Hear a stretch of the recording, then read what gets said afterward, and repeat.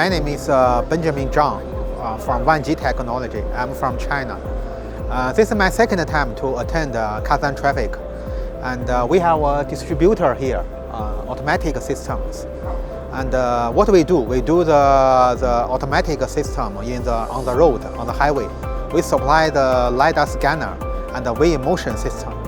Yeah, so this is what I need right now in Kazakhstan, because Kazakhstan built the highway. They have lots of overload trucks, so they need our weigh motion system to detect the overload trucks to protect the road of Kazakhstan.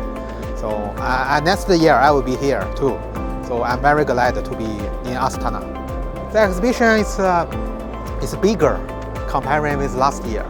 The conference is very impressive, and they talk about what Kazakhstan, the country, need for the system here, and also this have some challenge here. So it's very it's beneficial. Yeah, for us, for our foreign supplier like us from China. We don't know here, but from the speech we know here is the situation, environment.